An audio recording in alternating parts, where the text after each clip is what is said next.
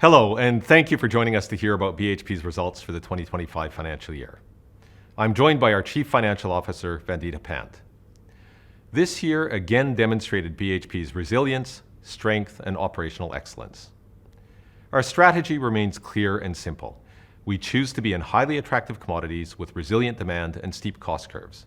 We own world-class assets that are large, long life, low cost, and with options to grow. We operate them excellently, generating maximum possible shareholder value for the capital deployed. And we bring a differentiated approach and focus to creating social value with those around us. Our results continue to prove the value of this strategy. Against the backdrop of our strategy, we continuously refine our plans to optimize for risk, value, and growth. As we'll go through shortly, we've refined the sequencing of some of our projects. Assuming these projects proceed, it could deliver average production growth of 2.2% per annum over the next decade. We've reduced our capital spend by $1 billion per year over the medium term, and we've revised our target net debt range to $10 to $20 billion to reflect the significant improvement in our business and portfolio since it was last set. But before we get into these, let's look at our results. 2025 has been another strong year. We delivered on our full-year guidance across our suite of businesses and achieved record iron ore and copper production. In copper, we produced more than 2 million tons, having grown volumes by 28% over the past 3 years. Our operational results have underpinned another year of sector-leading margins and strong cash flows, resulting in a final dividend of 60 US cents per share. And this takes our full-year dividend to $5.6 billion. The creation of shareholder value goes hand in hand with the creation of social value. It helps to underpin stable operations, manage risk, and open doors to opportunities, partnerships, talent, and capital. Our contribution to the communities and countries in which we operate goes well beyond the direct dollars, but those figures are still important. And this year we contributed almost $47 billion globally through wages, taxes, royalties, community contributions, and payments to suppliers and shareholders. Earlier this year, we achieved gender balance in our global employee workforce, with female representation now at 41.3%. This has been a very significant achievement, and it has enabled better underlying business performance, contributing to a BHP that is safer, more productive, and more reliable than in 2016 when we announced this ambitious goal. Of course, nothing matters more than the safety of our people. This financial year, we realized year-on-year improvements in key safety metrics, and most importantly, no one lost their life on the job. Over the past 5 years, our teams have achieved a 63% reduction in high-potential injury frequency. These are incidents where someone was injured, even in a minor way, but which could potentially have caused a fatality. We continue our efforts to eliminate these incidents fully from BHP. Constant vigilance on safety is part of the high performance that drives productivity in our assets and enables value creation. With that, I'll hand over to Vandita to take you through our financial performance. Thanks, Mike. We have again delivered a strong set of results. Our underlying EBITDA margin remained very healthy at 53%. This continues our track record of achieving an average margin exceeding 50% over the past 20 years. Our return on capital employed was 21%. As Mike mentioned earlier, we paid a significant amount of taxes and royalties through the year. This year, we incurred almost $10 billion of taxes and royalties against an underlying attributable profit of $10.2 billion. Every 6 months, under the capital allocation framework, we review potential returns to shareholders to ensure shareholder outcomes reflect how the business has performed. On the back of our strong performance and the strength of our balance sheet, we have determined a final dividend of 60 US cents per share, a payout ratio of 60%. We continue to perform well in the areas we can control, with solid volume, growth, and disciplined cost management. As you can see on the slide, the 10% decline in EBITDA was due wholly to commodity prices. The benefit we received from favorable foreign exchange rates was offset by inflationary pressures. We delivered a strong year operationally, with copper equivalent volume growth up around 4%. This was partly offset by an increase in productive movement, which sets us up for the future, inventory drawdowns to manage through weather and other external events, and higher labor costs over and above CPI inflation. Overall, unit costs at our major assets improved almost 5% year-on-year despite inflation. This strong performance was achieved across the business, an impressive effort given the external headwinds we navigated. Western Australia Iron Ore once again demonstrated its position as the world's leading iron ore business. Record production and record shipments, despite the impact of severe weather, drove an EBITDA margin of 63%. With C1 costs of just $17.29 per tonne, WAIO has now been the lowest cost major iron ore producer globally for 6 years. BMA also performed well, with volumes up 5% despite weather-related disruptions. Our work to stabilize the supply chain is progressing and already delivering results. And as at New South Wales Energy Coal, we continue to generate solid results. The transition to closure is progressing as planned. We have secured approval to continue mining until June 2030, and we have partnered to explore pumped hydro energy storage as a potential at the site after mining ceases. In copper, we generated a record $12 billion of EBITDA this year, 45% of the group total, at an impressive margin of 59%. Escondida delivered a 16% increase in volumes to 1.3 million tonnes, its highest in 17 years, at a cost of $1.19 per pound, an improvement of 18%. Spence continued to perform well, achieving record production. And Copper South Australia demonstrated steady and reliable underlying performance despite a weather-related power outage in October, which impacted operations. Our copper assets also benefit from significant byproduct credits. Not only are we the world's largest copper producer, but we are also a sizable gold, silver, and uranium producer. If Copper South Australia were a standalone business, it would be a top 10 uranium producer globally and the 5th largest gold producer on the ASX. Our focus on operational excellence around the business, underpinned by our BHP operating system, is delivering clear results. Our capital allocation framework continues to instill discipline and deliver both strong shareholder returns and value-driven growth. We remain fully committed to this framework, which includes maintaining a strong balance sheet and paying a minimum dividend of 50% of underlying attributable profit each reporting period. Within this framework, we look to ensure every dollar of our capital is used to maximum potential. This is what we call capital productivity. We are focusing ever more sharply on making more dynamic capital optimization choices. We continue to sequence projects to enhance both value and deliverability. And within projects, we are seeking to improve capital efficiency through optimizing scale and design.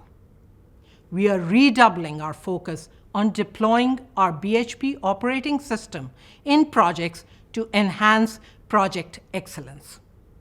We are also using strategic partnerships which bring complementary skills and help manage risks. And we continue to investigate opportunities to unlock capital from our assets, for example, non-core infrastructure, and recycle it into higher returning opportunities. This year, we have continued to optimize the sequencing of our projects. Mike will take you through these changes shortly. In addition, the pace of development of our decarbonization technology has slowed, particularly in relation to diesel displacement. We expect our previously anticipated spend on operational decarbonization to now be in the 2030s, aligned with the delayed timeline for critical technologies to become commercially available. Importantly, we remain on track to meet our 2030 target for operational greenhouse gas emissions. Overall, we now expect capital and exploration spend to be around $11 billion in both FY26 and 27 and to average $10 billion per year over the medium term, around $1 billion per year lower than previous guidance. We remain flexible to adjust our capital expenditure and phasing to accommodate market dynamics and cash flow generation. We are also putting our strong balance sheet to work.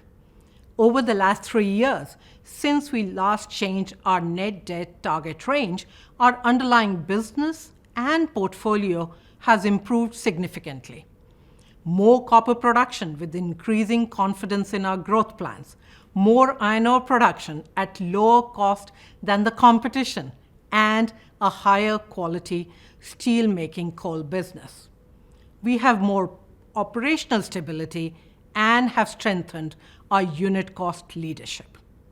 This is against a backdrop of higher marginal cost across the industry due to inflation, which supports higher commodity price floors and benefits low-cost producers, especially in a downturn. In short, BHP is a stronger, more resilient company. And in line with the enhanced debt servicing capacity this brings, we have revised our net debt target range to $10 to $20 billion. Even at the top end of this revised range, our leverage remains conservative and our balance sheet strong. I'll now hand back to Mike to take you through our growth plans. Thanks, Vandita. Before I outline our plans, I want to spend a couple of minutes on how we see our operating environment in the near term. While economies around the world continue to navigate policy uncertainty, China and India again demonstrated resilient economic and commodity demand growth. In the first half of this year, China exceeded economic growth expectations with strong export growth. We also saw robust domestic commodity demand from a variety of sectors, including infrastructure and electrification, even as demand from the property sector remains subdued. China's economic growth is expected to remain resilient, even as the pace moderates slightly in the second half as the boost from pulled forward exports unwinds and new tariffs take effect. That said, it has many policy levers at its disposal to support its domestic economy, and its exports are likely to remain resilient due to its significant cost competitiveness. India is projected to remain the fastest growing major economy and a bright spot for commodity demand. Advanced economies will need to navigate the evolving policy landscape, although supportive fiscal and monetary policy will help mitigate risks. In short, while the global backdrop of policy uncertainty continues to influence investment and trade flows and acts as a headwind for economic activity, demand for commodities has been resilient, and we expect it to remain so. We're also seeing an increasing focus on critical mineral supply and supply chain security across the globe. And this reflects a growing understanding and acceptance of the critical role mining will play in supporting national security, energy transition, and technology development. We remain well positioned to succeed, both now and into the future. But it's also worth taking a moment to celebrate our past. Last week, we marked 140 years of BHP's journey. It's a remarkable story of transformation and resilience, and one we can all be proud of.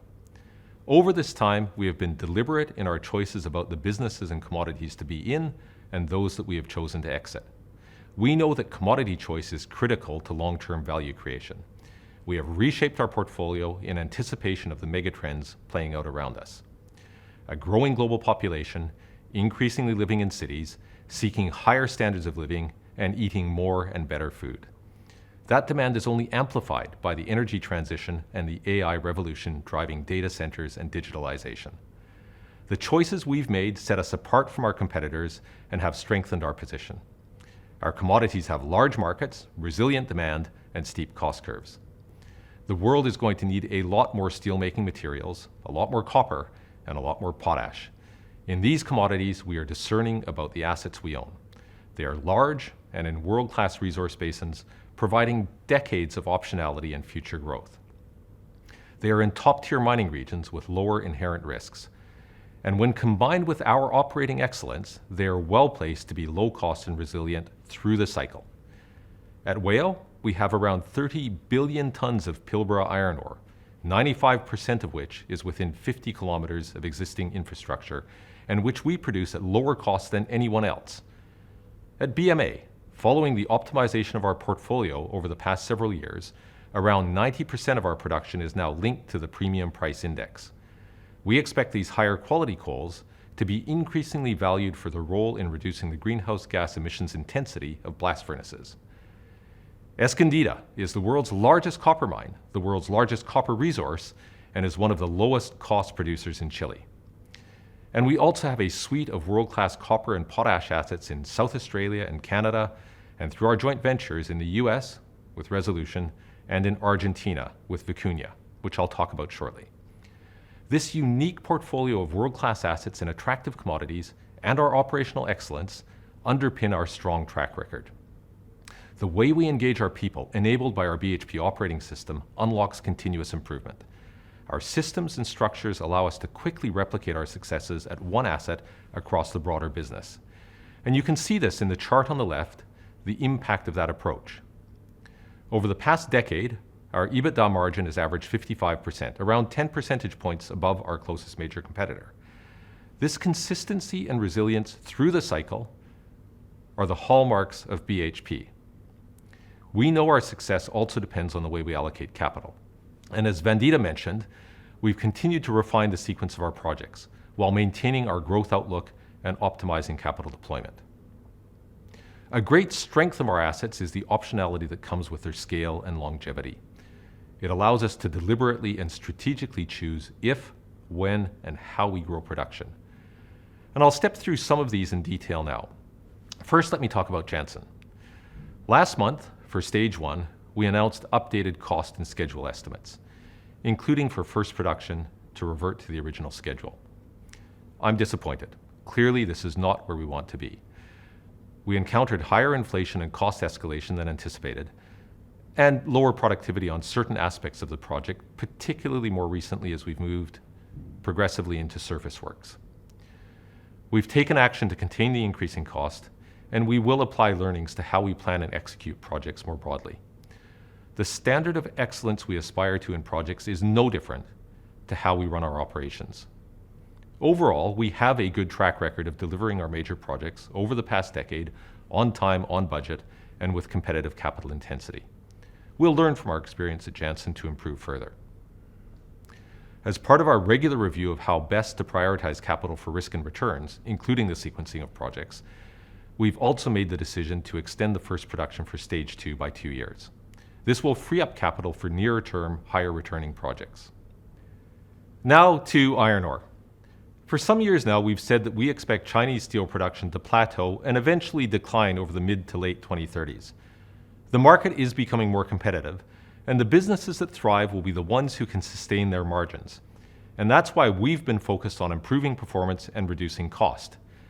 Today, Western Australian iron ore is the lowest cost major producer globally and generates $7 per ton more free cash flow than our closest major competitor. It's the world's leading iron ore business.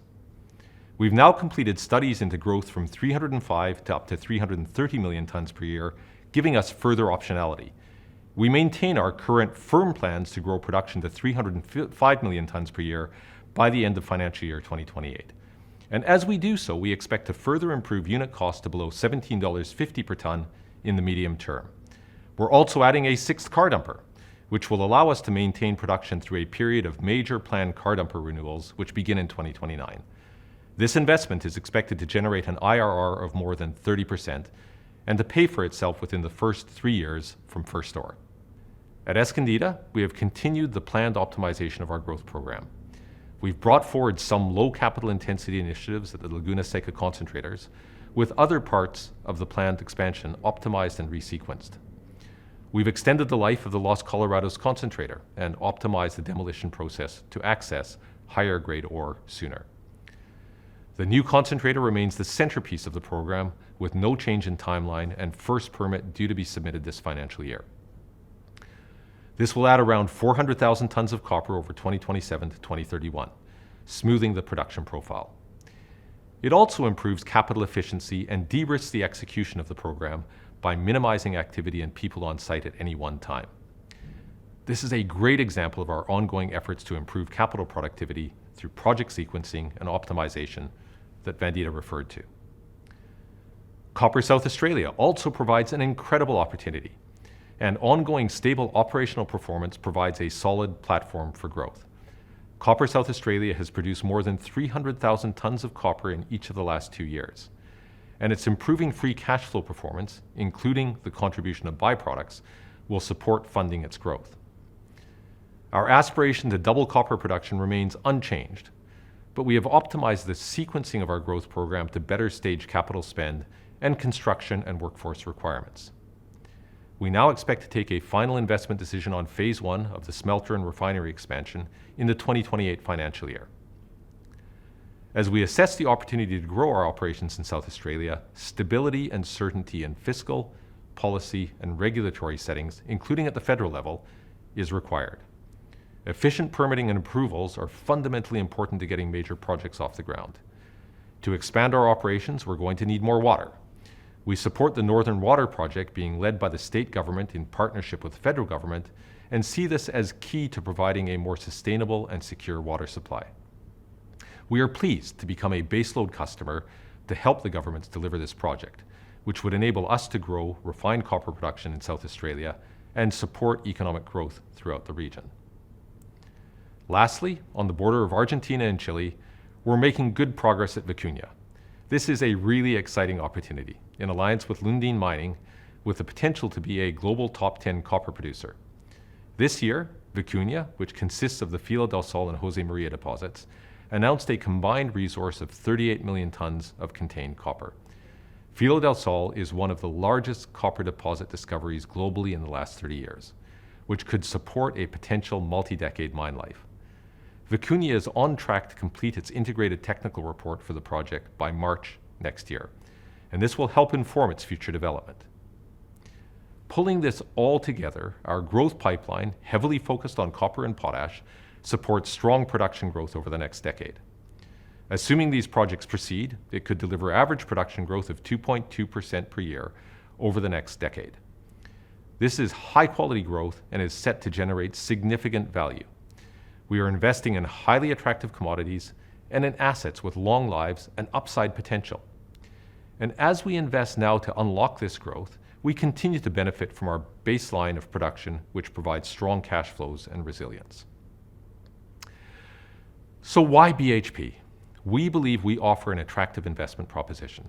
We provide exposure to the intersection of some of the most significant global trends: population growth, urbanization, digitalization, and the energy transition.